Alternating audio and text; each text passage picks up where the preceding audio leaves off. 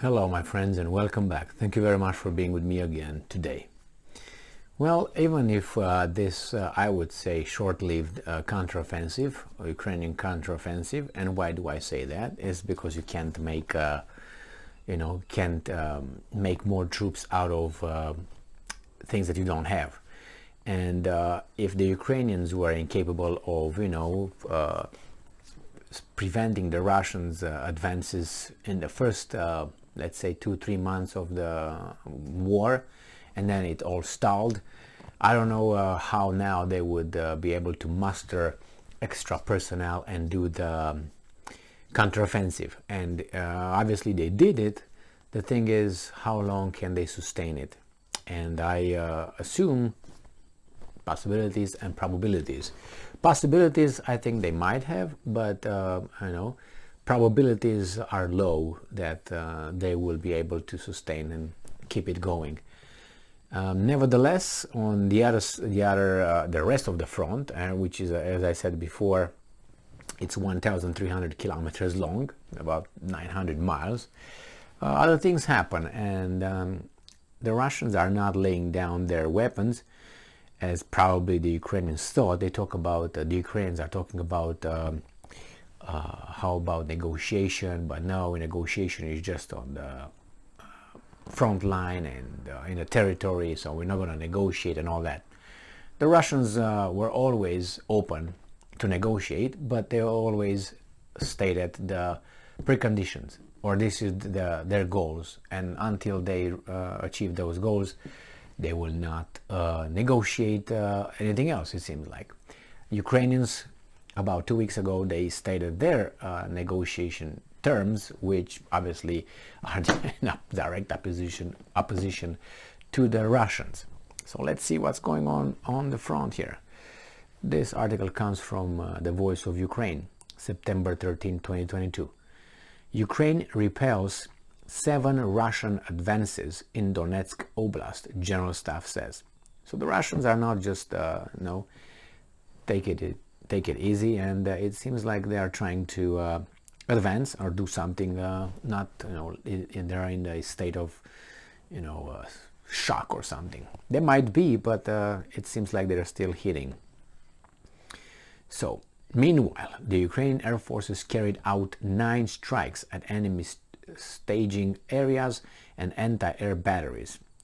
Enemy casualty reports are still pending. Ukrainian rocket artillery continued to attack Russian command centers and armor concentrations. In particular, Russian artillery batteries, electronic warfare systems, and mobile radar complexes were hit. Russian artillery mortars and tanks shelled several dozen Ukrainian settlements across Donetsk, Luhansk, Kharkiv, and Zaporozhye Oblast, Bakhmut, Avdiivka, and Kramatorsk, along with surrounding towns.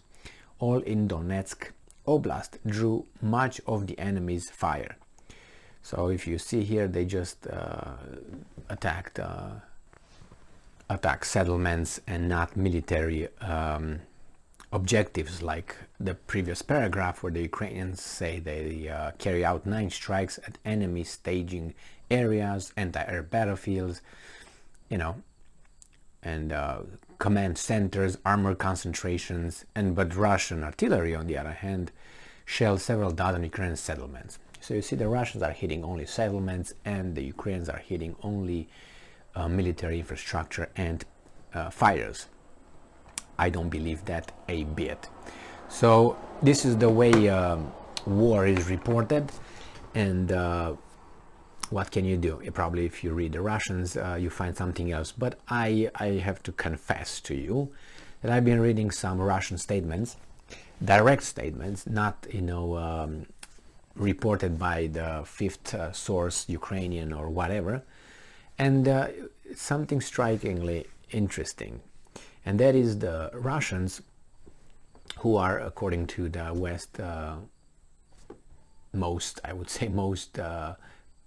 corporate media here, they're portrayed as being under a very tyrannical leadership, which is Vladimir Putin, who holds the power in doing anything unchecked. And it's unbelievable that, and whoever says something or does something that Putin doesn't like, that person will disappear, and there are gulags somewhere back in, Siberia.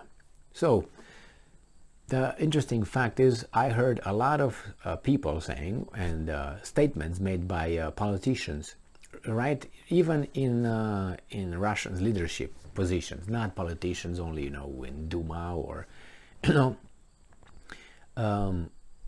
having a, how should I put it directly, contradicting or criticizing how the operation is going, and especially the counteroffensive. Things that, under the picture painted by these guys here, would lead these people straight to an accident, if you know what I mean, or a disappearance into the gulag.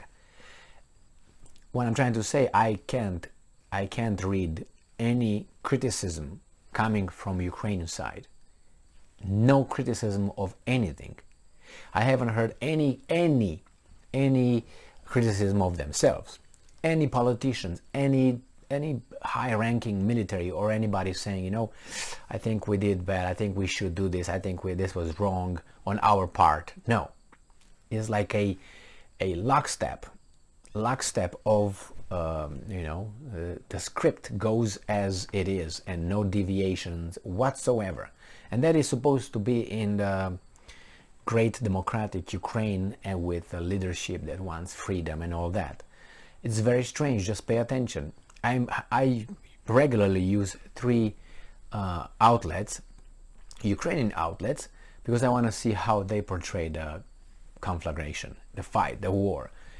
And I do not find anything that you would, as I said, criticizing the leadership, the decisions, nothing on their part. The Russians, it seems like you have, people who say, well, the operation, what the hell happened with counteroffensive? Oh, maybe we should do this. Oh, that's not good. Fire those guys. There was a guy on the TV in Russia claiming that those generals who failed in this to stop the counteroffensive, Ukrainian counteroffensive, they should be shot and all that. Well, did you hear anything like that in Ukraine when the Russians were coming and gaining territory? No, we didn't hear anything like remotely close to that.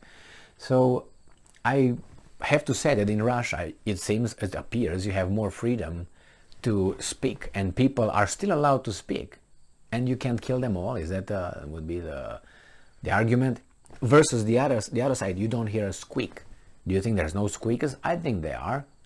But the problem is, if you squeak, you get arrested for, being a collaborator with Russia or whatever Stalin decided.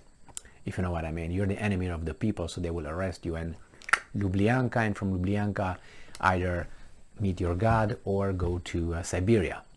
It seems like the same thing is in Ukraine. But these things are hidden. And unfortunately, these crimes that I'm sure they occur over there, because you can't arrest, 500 people that already arrested, high officials and all important people with connections with Russia. You have a big problem if you have so many people on Russian payroll. You have a big problem. That means maybe your signal is not, and your, is not the right one. You can't have a society where you have so many people allegedly, because you arrest them because they're collaborators, beyond with the other side. That means you're not doing something right. It's true, you can't satisfy and make everybody happy, but still, nothing here. And these guys criticize Putin and criticize the operation, criticize the generals, for good reasons. Nothing happened with those as far as I know, but this, because if that would happen, they would not talk. These guys don't talk. I think they talk, but we don't hear about that. Or maybe they don't talk because they're afraid they will be labeled as collaborators. So then, zip it. Thank you very much for being with me again today. Stay strong, stay smart, look for the truth, and be just.